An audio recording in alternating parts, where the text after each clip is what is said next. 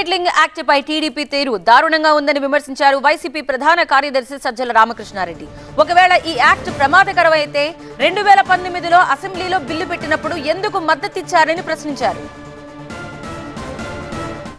ఇంత సేఫ్టీ ఇది ఉంది, ఇది జగన్మోహన్ రెడ్డి గారు ఫీల్ కావడం కాదు, అపోజిషన్గా ఉన్న తెలుగుదేశం పార్టీ పూర్తి దానికి ఆమోద ముద్ర వేసి ఆ రోజు మాట్లాడింది ఇప్పుడు చూపించాం. మరి దానికి ఆ రోజు ఈ బిల్లును సపోర్ట్ చేసి యాక్ట్ తీసుకురావడం చేసిన ఈ తెలుగుదేశం పార్టీ, ఈ చంద్రబాబు నాయుడే ప్రతిపక్ష నాయకుడు, ఆ పార్టీ నాయకుడు, శాసనసభలో ఆ రోజు లేడు కానీ తనే తన నాయకుడు. ఈరోజు ఇది ఎట్లిస్తాడు? ఈ దిగజారుడుతనం దేనికి?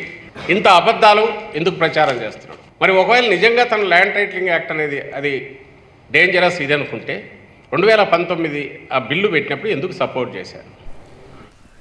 చంద్రబాబు హయాంలోనే వచ్చిన ఈ స్టాంపింగ్ పేపర్లను జిరాక్స్ పేపర్లు అంటున్నారని మండిపడ్డారు సజ్జల. వాటిని చించుతామని అంటున్నారని, అదే నిజమైతే బాలకృష్ణ, పవన్ కళ్యాణ్ ఇదే రకంగా కొనుగోలు చేసిన భూముల పేపర్లను చించాలని సవాల్ విసిరారు. ట్యాంపర్ ప్రూఫ్ దీంట్లో ఒక కొత్త సిస్టమ్ వచ్చింది, అది యూనివర్సల్గా అందరూ చేస్తున్నారు. అది సెంట్రల్ గవర్నమెంట్ ఇది చేసింది.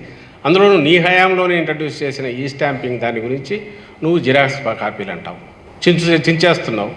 మరి నీకు దమ్ముంటే మీ బావమరుదులు, నీ వియ్యంకుడు, నీ కొడుకు మామ బాలకృష్ణ డాక్యుమెంటు, నీ దత్తపుత్రుడు, నీ పార్ట్నర్ పవన్ కళ్యాణ్ డాక్యుమెంట్, ఈ రెండు కూడా చించేసి జిరాక్సే కదా, చించు. ఈరోజు చించి తుడుచుకో.